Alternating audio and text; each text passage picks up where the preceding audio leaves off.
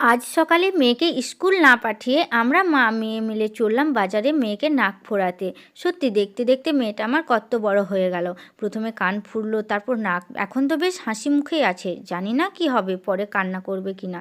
তো বলতে বলতে আমরা চলে এলাম। আর এখানে ওই যে দাদাটা দেখছো আমাদেরকে ডাকছে চা খাওয়ার জন্য। আর এই যে দেখো ভাইটা ঝাঁট দিচ্ছে, এই ভাইয়ের কাছেই আমরা নাক ফোড়াবো।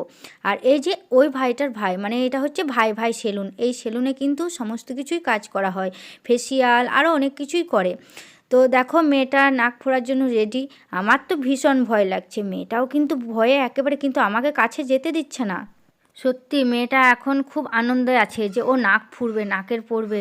আর হাসি দেখো, কিন্তু এই হাসিটা ভয়ের হাসি, ওর হাসিটা কিন্তু আনন্দের হাসি নয়, এটা আমি বুঝতে পারছি। তো আমারই ভীষণ কষ্ট লাগছে যে ওকে কষ্ট দেবে। ভেবেছিলাম ছুঁচে নাক ফোড়াবো, কিন্তু মেয়েটা বললো ছুঁচে ফুঁড়বো না, ছুঁচটা ভয় করছে ও, তার জন্যই ও বলছে বন্দুকে ফুঁড়বো। তো দেখো বলতে বলতে নাক ফোড়া হয়ে গেল। তো ও এবার কান্না করতে লেগে গেছে। ও কিন্তু ব্যথাতে যত না কান্না করছে, তার থেকে বেশি ভয়ে কান্না করেছে। তাই দেখো কত কান্না করছে, তাই আমি ওকে জড়িয়ে ধরলাম। আর এই ঠান্ডা তো ভালোই পড়েছে।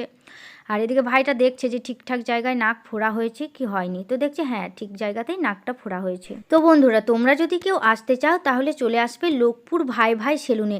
এই সেলুনে কিন্তু যত্ন সহকারে নাক কান ফোড়া হয়, ফেসিয়াল ব্লিচ সমস্ত কিছু করা হয়, হেয়ার কাটিং। তো তোমরা যদি আসতে চাও তো অবশ্যই আসবে লোকপুর বাস স্ট্যান্ড ভাই ভাই সেলুন। তো আমাদের কাজ কমপ্লিট, এবার আমরা বাড়ি যাচ্ছি। বাই।